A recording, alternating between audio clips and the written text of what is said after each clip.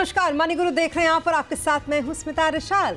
बाजार के उतार चढ़ाव के बीच स्मॉल कैप फंड्स ने अप्रैल में 20% तक के धमाकेदार रिटर्न दिए हैं। खास करके उन फंड्स ने ज्यादा अच्छा प्रदर्शन किया जिन्होंने साइक्लिकल और हाई रिस्क वाले स्टॉक्स में निवेश किया था। यानी कि अब सवाल यह है कि क्या स्मॉल कैप में आई जो ये रैली है ये टिकेगी? क्या निवेशकों को आगे भी मिलेंगे ऐसे ही रिटर्न के मौके?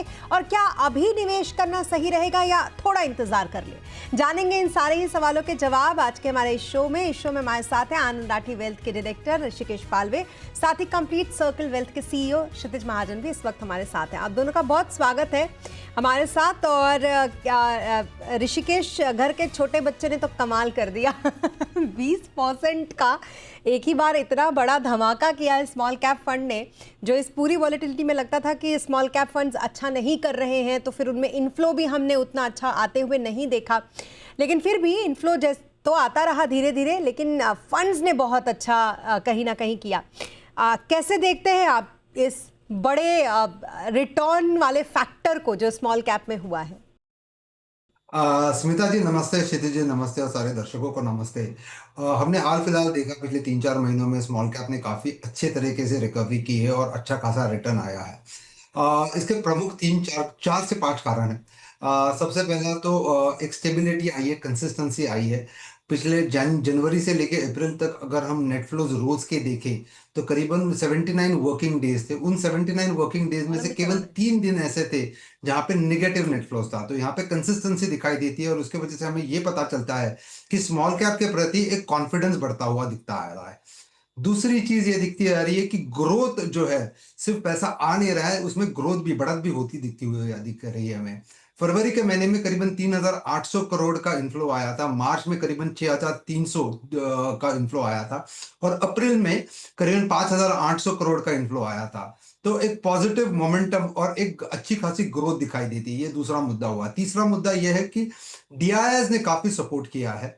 हमने देखा कि ओवरऑल मार्केट में से एफआईआईएस ने करीबन 1.12 लाख करोड़ का विड्रॉवल किया है, लेकिन एट द सेम टाइम डीआईआईएस ने 1.46 लाख करोड़ का इन्वेस्टमेंट किया है। एक काफी अच्छा सपोर्ट माना जाता है डीआईआईएस की तरफ से। दूसरा सपोर्ट का मैकेनिज्म है एसआईपी नंबर। एसआईपी नंबर हाल फिलहाल के अगर हम देखें तो करीबन 28,000 से 32,000 करोड़ के बीच में दिखाई देते, तो एक काफी अच्छा सपोर्ट मिलता है जब एसआईपी में निवेश होता है एक अनुशासित तरीके से। और last but not the least but the most important point, जो चौथा पॉइंट है, कि वैल्यूएशन जो आया है स्मॉल कैप का, वो काफी पॉजिटिव दिखता है। क्योंकि हाल फिलहाल अगर हम देखें वैल्यूएशन स्मॉल कैप का, स्मॉल कैप एज इन 250 का हम देखें तो दिखाई देता है कि निगेटिव फ्रॉथ है, करीबन 17-18% का निगेटिव फ्रॉथ है।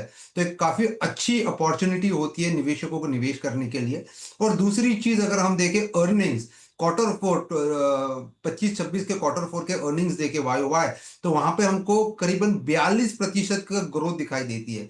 तो ये 4 प्रमुख कारण है जिसके वजह से स्मॉल कैप ने काफी तेजी देखी, एक अच्छा खासा डबल डिजिट रिटर्न देखा, काफी हद से के बाहर देखा।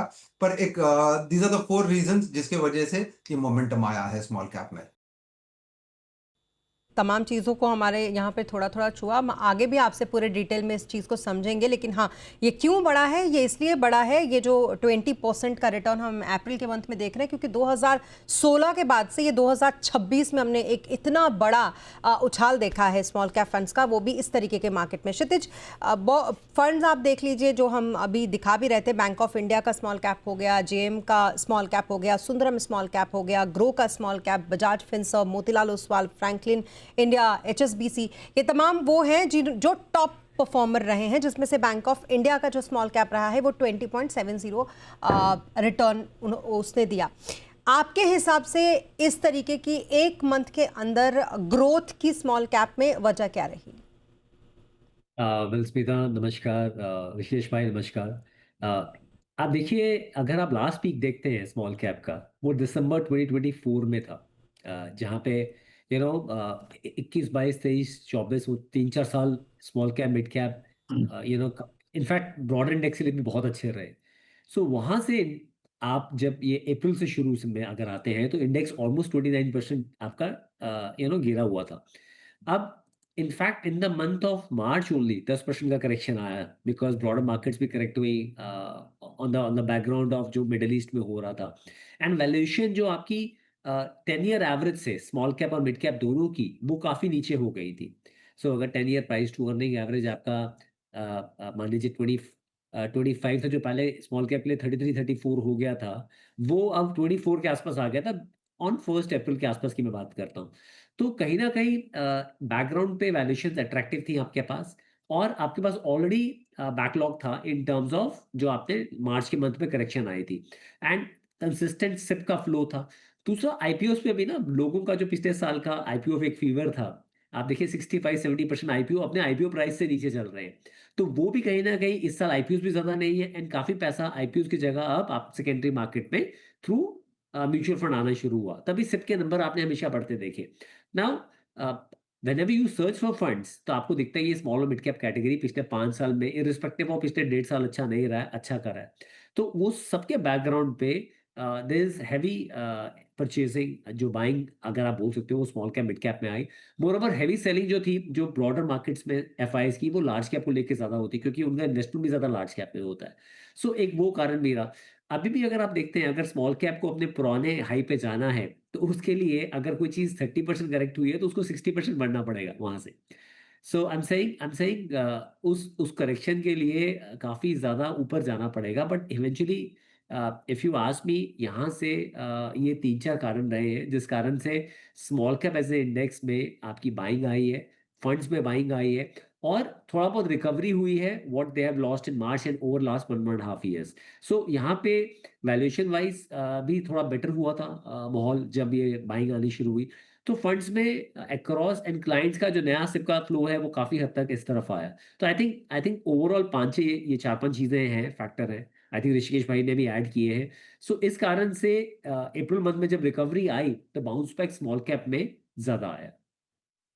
अच्छा, एक चीज़ जो मैंने ऋषिकेश से सीखी है, वो ये कि उनके साथ शो करते हुए चाहे मैं गोल्ड की बात कर लूँ या अदर कोई भी एसेट क्लास की बात कर लूँ, वो आपको खींच के इक्विटी में लेकर आएँगे और आपको वो बताएँगे कि इक्विटी में अगर आप इन्वेस्टेड रहते हैं, तो इक्विटी आपको कितना फ़ायदा पहुँचाएगा। अगर आप एक शॉर्ट टर्म रैली के पीछे भागेंगे और दूसरी तरफ अगर आपको अच्छा पैसा अच्छे टाइम में बनाना है, तो फिर इक्विटी आपके लिए बेस्ट है।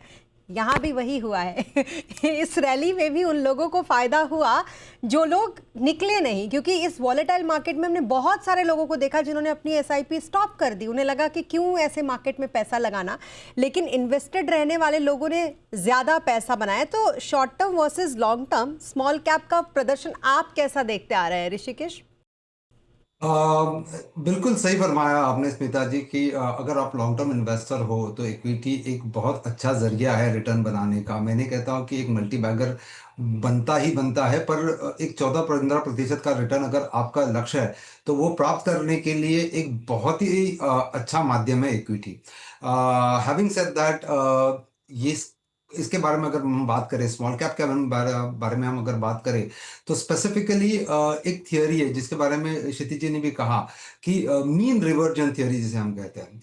जैसे हम अगर स्मॉल कैप का रिटर्न्स देखें पिछले 10 सालों का, ये तो करीबन 14.75% का रिटर्न है स्मॉल कैप का। पर अगर 2024 से लेकर 2026 का रिटर्न देखे स्मॉल कैप में ही, तो नेगेटिव 1.62% का रिटर्न आया है।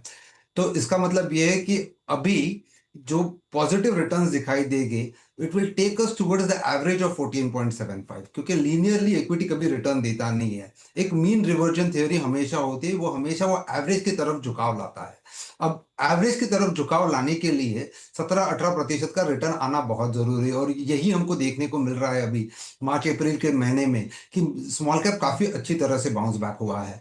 और पहले भी मैंने ये कहा था कि वैल्यूएशंस काफी अट्रैक्टिव है, अर्निंग्स काफी अच्छे परसेंट से ग्रो हुई है, जिसके वजह से काफी अच्छा इनफ्लो दिखाई दे रहा है स्मॉल कैप की तरफ। तो अगर लॉन्ग टर्म का होराइजन है तो स्मॉल कैप में निवेश करना चाहिए। अगेन, जो मैं हमेशा कहता हूं कि अगर स्मॉल कैप में पॉजिटिविटी दिख रही है तो इसका मतलब ये नहीं कि मैं 100% पैसा पूरा स्मॉल कैप में लगाऊं, उसको हमको लार्ज कैप और मिड कैप से कॉम्प्लीमेंट करना ही होगा। लेकिन स्मॉल कैप में एक्सपोजर जो है वो तभी भी कम नहीं करना था, अभी भी कम नहीं करना है, और इसका मतलब ये भी नहीं कि हमको 100% स्मॉल कैप में जाना है। इसका एक प्रमाण है, उस हिसाब से आप निवेश करते जाओगे तो over a longer period of time अनुशासित तरीके से 14-15% रिटर्न बनने की गुंजाइश बहुत हद तक बढ़ जाती है। तो कुल मिला के बात वही है कि अगर आप इन्वेस्टेड रहेंगे तो फिर आपको इस तरीके की रैली का फ़ायदा तो मिलेगा ही। आपके हिसाब से क्षितिज, स्मॉल कैप में ये रैली क्यों आई और क्या ये आगे जारी रह सकती है, इसकी उम्मीद रखें? अ, स्मिता, देखिए, फैक्टर्स हमने डिस्कस किए, पर मैं आपको एक चीज़ बताता हूँ दैट रैली से इम्पोर्टेंट है कि आपका अलाइनमेंट क्या है। First of all, small cap fund जब भी आपके पोर्टफोलियो में हो, आप उसको अलाइन करें लॉन्ग टर्म के लिए। क्योंकि देखिए, ये जब मार्केट गिरती है तो ड्रॉडाउन ज़्यादा होते हैं स्मॉल कैप और मिड कैप में, because they can be 10 reasons. Liquidity का इशू आता है, जब आप निकलना चाहते हैं। अगर आपको याद हो तो सेबी ने 2 साल पहले स्ट्रेस टेस्ट शुरू किया था स्मॉल कैप और मिड कैप फंड्स के लिए, इफ यू रिमेंबर। तो वो अपने आप में एक प्रमाण था कि दैट अगर फंड को 50% लिक्विडेट करना है तो कितना टाइम लगेगा। क्योंकि आपको लिक्विडिटी जैसे लार्ज कैप में मिलती है उतनी नहीं मिलती है। पर यहीं पे जब बाइंग आती है, जो आपने मेरे से पूछा रैली क्यों आती है, उसका रिवर्सन, इसका जो रिवर्स, उसका वो आंसर है कि जब बाइंग आती है, बिकॉज इतनी लिक्विडिटी नहीं होती है, तो जब आप बाय भी करने जाते हो तो प्राइस जल्दी फास्ट मूव करता है उन स्टॉक्स का। So in fact when going on the upside also, तो आप देखते हैं कि दैट बाकी मार्केट जो है, अगर वो 7-8%, जैसे निफ्टी ने 7% रिटर्न दिया आपका पिछले अप्रैल मंथ की बात करता हूँ। आपने बताया स्मॉल कैप में निफ्टी स्मॉल कैप ने 20% दिया। बीएसई 250 ने, आपका जो स्मॉल कैप इंडेक्स है, उसने 17.5 के आसपास दिया। तो डिफरेंट डिफरेंट इंडेक्स ने रिटर्न दिए। पर जब जब आप बाइंग करना शुरू करते हो स्मॉल कैप साइड पे, तो आपका प्राइस भी फास्ट मूव करता है, बिकॉज लिक्विडिटी अगेन आपके लिए तब प्लस प्ले करती है। दूसरा, आई थिंक काफी हद तक ये जो जितने भी हम शोज करते हैं, all kudos to your channel, your shows also, I been seeing other shows also, ये बहुत एजुकेशन में काम आ रहे हैं। देखिए, 1.5-2 साल में रिटर्न बना नहीं है क्लाइंट पोर्टफोलियो में ज्यादा। पर जो लोग सिप के माध्यम से बने हुए हैं ना, उनके पोर्टफोलियो में, क्योंकि मार्केट पिछले 1.5 साल में 4 बार कोई 22,000 का लेवल टच करके गई है। तो जब आप 22-23-24,000 में यूनिट्स इकट्ठे कर रहे हो, वो जब वो 25,000 प्लस दिखता है, तो आपको उसका एक्यूमुलेशन फेज जो है वो फिर बाद में प्राइस फेज में रिफ्लेक्ट करता है, तो आपको आपको नैव बेटर मिलता है।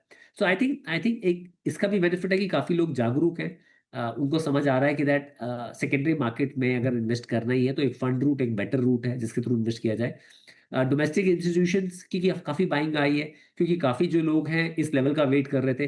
क्योंकि अब मैंने बताया 24 दिसंबर के बाद से अभी भी, जब ये अप्रैल के मंथ से पहले तक 29% करेक्टेड था आपका इंडेक्स। सो वहां पे भी अगर आप देखें तो valuation wise quarter on quarter earnings add हो रही है, तो आपकी वैल्यूएशन भी अट्रैक्टिव हुई है।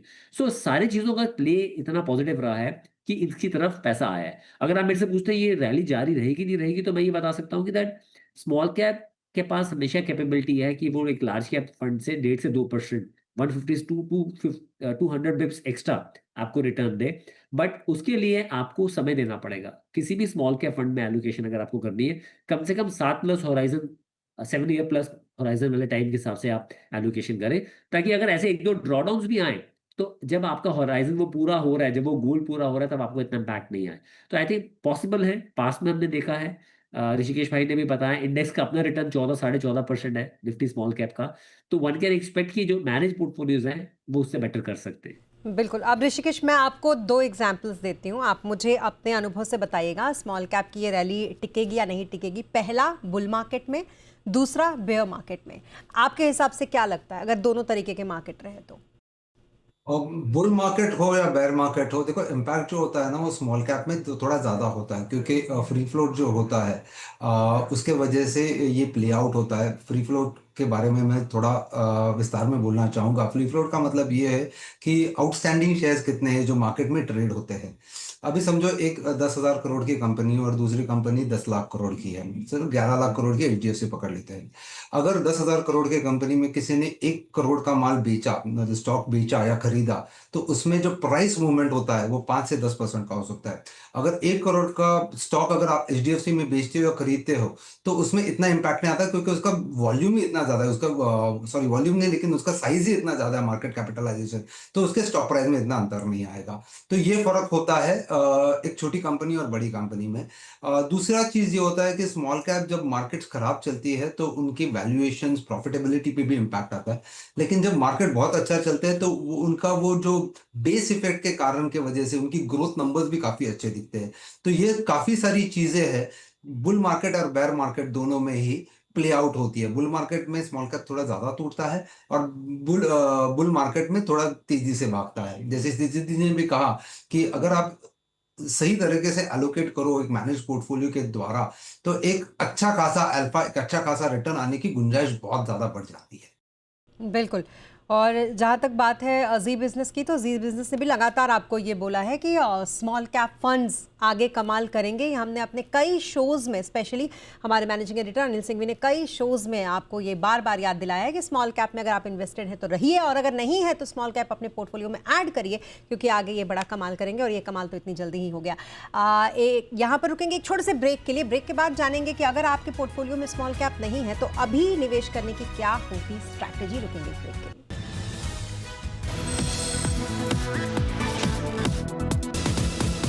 और ब्रेक के बाद एक बार फिर आपका स्वागत है। लगातार हम स्मॉल कैप ने इस बार कैसा कमाल किया है ये आपको बताने की कोशिश यहाँ पर कर रहे हैं। और एक बार आपको फिर बताते हैं कि कौन कौन से वो स्मॉल कैप के फंड्स हैं जिन्होंने लगातार पिछले 3 से और 5 साल में बेहतर रिटर्न दिए हैं। तो निप्पॉन इंडिया स्मॉल कैप इसमें सबसे अव्वल रहा, जिसने 3 साल में 19 से 20% का और 5 साल में 20 से 22% तक का आपको रिटर्न दिया है। इसके बाद आता है क्वांट का स्मॉल कैप, जिसने 20 से लगभग 21% के आसपास, और दूसरा 21 से 21% के आसपास इसने 5 साल के अंदर अंदर आपको रिटर्न दिया है, और 20% के आसपास इसने 3 साल के अंदर अंदर आपको रिटर्न दिया है। उसके बाद HDFC फंड आता है, जिसने आपको लगभग 16.5% का रिटर्न इसने 3 साल में दिया है, और 19% का इसने 5 साल में दिया है। और फंड्स जो इस वक्त शायद आपके पोर्टफोलियो में है, वो उसके लिए भी आपके लिए अच्छी खबर है। कैनरा रिबको स्मॉल कैप फंड, जिसने 16% का इंटरेस्ट आपको दिया 3 साल के अंदर अंदर, और 18% का 5 साल के अंदर अंदर। और एक्सिस स्मॉल कैप,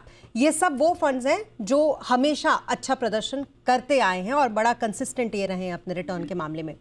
अब चलते हैं क्षितिज के पास। क्षितिज, जब इतनी अच्छी अच्छी बातें स्मॉल कैप फंड के बारे में हमने जान ही ली, तो अभी के बाजार में मान लीजिए अब किसी को लग रहा होगा कि उसने ये रैली मिस कर दी, तो कैसे शामिल हो सकता है इस रैली में वो? इनफैक्ट स्मिता, स्मॉल कैप आज की जो कंपनीज हैं उसमें तो कुछ मिड कैप बनेंगी, कुछ लार्ज कैप बनेंगी, कुछ मेगा कैप बनेंगी। तो आप कभी भी स्मॉल कैप में रैली मिस नहीं करते हो। इट्स जस्ट कि आपको इन्वेस्ट कैसे करना है वो इम्पोर्टेंट है। आपके पास एक मंथली इनकम है, आप बिजनेसमैन है, जॉब में है, आप एक सिप करिए। नॉर्मली हम यंगस्टर्स के लिए बोलते हैं 50-30-20 का rule, which is 50% large cap, 30% mid cap, 20% small cap. आप सिप करिए, आप अच्छे स्मॉल कैप फंड्स लीजिए, जो आप दिखा रहे हैं वो लीजिए। या दूसरा एक और पैरामीटर है कि जो फंड्स का साइज 10,000 करोड़ प्लस ब्रैकेट में है और बहुत ज्यादा बड़ा नहीं है, वो बेटर एक साइज है स्मॉल कैप लेना, because chances for a fund manager to buy good companies उसके पास रहेगा। जो बहुत बड़े साइज के फंड है स्मॉल कैप में, उसमें कई बार अगर आपको 2-3% लेना है तो आप ले ही नहीं पाते हो, फिर आपको मिनिस्क्यूल अमाउंट लेना पड़ता है। जो लोग लमसम पैसा इन्वेस्ट करना चाहते हो, सोच रहे हैं मैं एक महीना पहले लगा देता, तो मार्केट जहाँ पे थी दिसंबर से, वहां से अभी भी स्मॉल कैप इंडेक्स और स्मॉल कैप के फंड्स के जो रिटर्न है डाउन है, और आज भी वो अपॉर्चुनिटी है आपके पास। But at the same time ये अपॉर्चुनिटी को आप स्टैगर कर सकते हैं। I think the best way is आप एसटीपी रूट से करें, जहाँ पे आप 12 to 14 एसटीपीज ले सकते हैं। और कहीं पे आपको लगे कुछ अपॉर्चुनिटी मिलती है किसी कारणवश, चाहे वो मिडिल ईस्ट में कुछ है या इंडिया स्पेसिफिक है, कहीं कोई अपॉर्चुनिटी मिलती है, जब आपके पास लिक्विड फंड में पड़ा हुआ है, आप उसे जल्दी स्विच कर सकते हैं, इमीडिएटली स्विच कर सकते हैं। एसटीपी का ये बेनिफिट है। और जो फर्स्ट टाइम इन्वेस्टर हैं, जिन्होंने अभी तक स्मॉल मिड कैप या स्मॉल कैप या फिर लमसम या सिप नहीं करा है, उनके लिए मैं कहूंगा कि वो 10% एलोकेशन से शुरू करें अपने पोर्टफोलियो में, और एक मंथली कमिटमेंट दें कि मेरे को इस फंड में देना है। देखिए, आप अपने पोर्टफोलियो को जितना उसे कम देखेंगे, उतना आपके लिए वो बेटर होगा। सो तो स्मॉल कैप में ड्रॉडाउन भी ज्यादा होते हैं। जो लोग आ रहे हैं, मैं उनको बताना चाहूंगा, कई बार उनको लगेगा कि अगर आपने ये चीज मार्च 1 को की होती, तो आपका पोर्टफोलियो 10% डाउन होता, तो आपको लगता है एक महीने में 10% का लॉस हो गया। बट नंबर ऑफ यूनिट्स आपके वही है। आप और फर्दर ऐड करेंगे तो आपका और कॉर्पस बढ़ेगा ही बढ़ेगा। तो आई थिंक ये एक सही तरीका है। और आपके पोर्टफोलियो में हमेशा स्मॉल और मिड कैप होने चाहिए। जैसे हम बोलते हैं नेक्स्ट निफ्टी 50 में वो कंपनीज है जो कल को निफ्टी 50 बन सकती है, सिमिलरली ये वो कंपनीज हैं जो कल को मिड कैप और लार्ज कैप बन सकती है। सो आप इसे इग्नोर नहीं कर सकते हैं। एंड ये कैपेबल है। आपने खुद रिटर्न्स दिखाए 5 साल में, जिसमें 1.5 साल मार्केट ने ज्यादा कुछ किया नहीं है, पर ये कैपेबल है। आपको अगर सब ठीक रहा तो 15-16% के हिसाब से आगे रिटर्न देने के लिए ये कैटेगरी कैपेबल है। सब्जेक्टेड टू कंडीशन हमारी नॉमिनल जीडीपी अच्छी हो, subjected to many other condition, but yes seems like India उस ग्रोथ ट्रैजेक्टरी पे है। So small cap broad base अगर लेंगे तो निफ्टी को आपका 2 ढाई या 150 से 200 बिप्स से डिफीट कर सकता है, बीट कर सकता है। ओके। और ऋषिकेश, आपके हिसाब से अभी निवेश करना सही रहेगा या थोड़ा इंतजार कर ले मार्केट करेक्शन का? जी बिल्कुल नहीं स्मिता जी, मेरे हिसाब से मुझे हरिवंश राय बच्चन साहब की एक कविता याद आती है, जो बीत गई सो बात गई। जो हो गया सो हो गया। इसका मतलब ये नहीं कि हम आज निवेश नहीं करेंगे। आज हमको सिर्फ देखना है कि आज की तारीख में क्या ये अच्छी अपॉर्चुनिटी है निवेश करने की। If I am investing for 10 years period, the answer to that is a big yes. तो अगर मेरा 10 साल का मेरा निवेश का होराइजन है, तो मुझे फिक्र करने की बिल्कुल ज़रूरत नहीं कि कल कितना था मिड स्मॉल कैप, आज कितना स्मॉल कैप है। आज इन्वेस्ट करूंगा तो जैसे क्षितिज जी ने भी कहा, एक अच्छे खासे मैनेज पोर्टफोलियो में 16-17% का रिटर्न आने की गुंजाइश बहुत ज़्यादा होती है। और लोग बाग स्मॉल कैप में निवेश इसीलिए करते हैं कि ताकि अल्फा बने। अल्फा बनाना है तो एक स्मॉल कैप में 20-25% का एलोकेशन रखना बहुत ज़रूरी है। लार्ज कैप आपका बेस बना सकता है 50-55% का, 20-25% का मिड कैप का एलोकेशन हो सकता है, और बचा हुआ जो है वो स्मॉल कैप का एलोकेशन हो सकता है। अगर इस हिसाब से आप निवेश करो एक लॉन्गर होराइजन के लिए, तो आपको कभी दुख नहीं होगा कि मैंने निवेश कब किया। अगर आपने अप्रैल में निवेश किया होता, मार्च में किया होता, फरवरी में किया होता, या आज किया, मई में किया होता, 10 साल के बाद अगर आप देखोगे तो डिफरेंशियल कुछ नहीं आएगा। तो इसके वजह से मैं कहता हूं कि आज का दिन सच्चाई है, तो आज ही निवेश कर लो। अगर आपको आज अट्रैक्टिव लग रहा है तो निवेश कर लो। डर लग रहा है तो थोड़ा सा स्टैगर कर सकते हो, स्टैगर करके निवेश कर लो। लेकिन अपॉर्चुनिटी को खोना मत, क्योंकि ये काफी अच्छे वैल्यूएशंस है। काफी अच्छा लेवल मिलेगा अगर आज निवेश करोगे तो। आपका इन्वेस्टमेंट होराइजन अगर 10 साल का है तो। आपकी इन बातों को सुनकर लोगों ने अब सर्च करना शुरू भी कर दिया होगा कि कौन से फंड में इन्वेस्ट करना है। लगे हाथ फंड्स भी जान ही लेते हैं फटाफट आप लोगों से। तो सबसे पहले क्षितिज आपसे शुरू करते हैं, आपके पसंदीदा फंड्स। मेरी पर्सनल इन्वेस्टमेंट्स भी हैं, but this is no recommendation, but Invesco का है स्मॉल कैप, बंधन का है स्मॉल कैप। इन्वेस्को का ताहिर मैनेज करते हैं, बंधन का मनीष गुरबानी खुद मैनेज करते हैं। मनु महिंद्रा लाइफ का स्मॉल कैप है, कोटक का स्मॉल कैप है। आपके जो आपने फंड दिखाए हैं, Canara axis, lot of categories, मतलब लॉट ऑफ फंड की ऑफरिंग्स हैं। आप एक स्मॉल कैप लीजिएगा, और बहुत सारे स्मॉल कैप मत लीजिएगा, बिकॉज अब स्मॉल कैप की बात हो रही है। तो जो आप उसमें से आपको ठीक लगता है, आप एक स्मॉल कैप फंड लीजिएगा, और उसमें आप कमिट कीजिएगा कि मेरा मंथली फ्लो ये जाएगा, और साथ में एसटीपी से पैसा इतना जाएगा। ऋषिकेश, जल्दी से अपने फंड्स के नाम भी आप बता दीजिए। मैं केवल स्मॉल कैप की बात नहीं करूंगा, एक मिक्स बैग बताऊंगा। लार्ज कैप में कॉन्ट का लार्ज कैप एक बेहतरीन फंड है। मल्टी कैप में कोटक मल्टी कैप एक बेहतरीन फंड है। एक प्रॉक्सी एचडीएफसी फ्लेक्सी जो प्रॉक्सी लार्ज कैप है, वो अच्छा फंड है। इन्वेस्को का स्मॉल कैप काफी अच्छा है, और कोटक का मिड कैप के बारे में जिक्र करूंगा। ये मेरे कुछ 5 पसंदीदा फंड्स हैं। ओके, चलिए इसी के साथ थैंक यू सो मच हमारे साथ इस शो पर जुड़ने के लिए। Rishikesh thank you so much, Kshitij thank you so much. तो स्मॉल कैप फंड ने किया बड़ा कमाल, और इसी बड़े कमाल पर आज हमने की बात। इसी के साथ मनी गुरु के आज के इस एपिसोड में अभी के लिए बस इतना ही। आप बने रहें जी बिजनेस के साथ। नमस्कार।